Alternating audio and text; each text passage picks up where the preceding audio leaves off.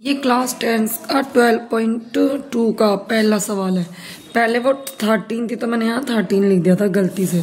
13.2 थी, अब वो 12.2 हो गई। ये बुक्स में कुछ चेंज हो गया। एक ठोस एक अर्धगोले पर खड़ा, बेटा यह नाम क्या है? अर्धगोला। अर्धगोले पर अर्धगोला नाम है, ध्यान देना। अर्धगोले पर खड़ा एक शंकु है, मतलब अर्धगोला बना लो। ये बना दिया मैंने अर्धगोला। इस पे क्या खड़ा है? शंकु। शंकु इस पे खड़ा है तो शंकु बन गया ऐसे। इतना समझ आया? जिनकी त्रिज्याएं 1 सेंटीमीटर है। त्रिज्या यहाँ से यहाँ तक होगी, ये हो गई 1 सेंटीमीटर। त्रिज्या को आर कहते हैं तो 1 सेंटी। उसने बोला शंकु की ऊंचाई। ऊंचाई क्या होगी शंकु की? ये वाली।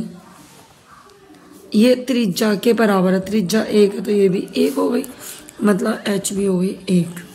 ये मैं लिख रही हूँ शंकु के बारे में। शंकु में आर भी होती है और ऊंचाई भी। अब इसमें लिख देती हूँ मैं अर्धगोला। अर्धगोले में सिर्फ आर होती है 1 सेंटीमीटर। उसने बोला इस ठोस का, ये ठोस है, इसका नाम क्या है? ठोस। इस पूरे का नाम क्या है? ठोस का। इस ठोस का आयतन पाई के पदों में ज्ञात करो। किसके पद में? पाई के पद में। तो देखो, ठोस का आयतन, ठोस में क्या है? एक शंकु और एक अर्धगोला। तो शंकु का आयतन जमा अर्धगोले का आयतन। ठीक है भाई। शंकु का आयतन 1/3 पाई आर स्क्वायर एच। अर्धगोले का आयतन 2/3 पाई आर की क्यूब। इस 3 को क्यूब कहते हैं। अब 1/3 का 1/3 पाई का, पाई में निकालना है तो पाई का पाई। आर है 1, इस पर पावर 2। एच है 1, इस पर पावर कुछ नहीं, तो ऐसे 2/3 पाई का पाई। आर है 1।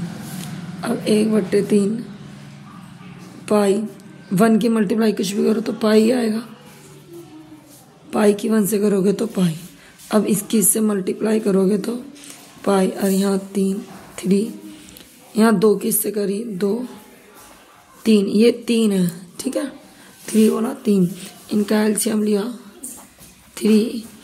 एलसीएम लिया 3 से 3 की डिवाइड करोगे 1 आएगा। 1 3 की 3 से भाग करी 1 ऊपर गुणा, तो 1 पाई।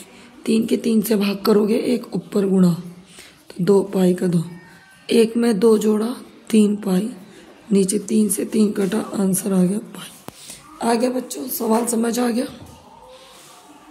सेकंड पार्ट इसके आगे करूँगी। ठीक है बच्चों, अभी मैंने आयतन निकाला है। एक चीज़ और, सेंटीमीटर है तो यहाँ लिख दो सेंटीमीटर की क्यूब। आयतन में क्यूब लगता है।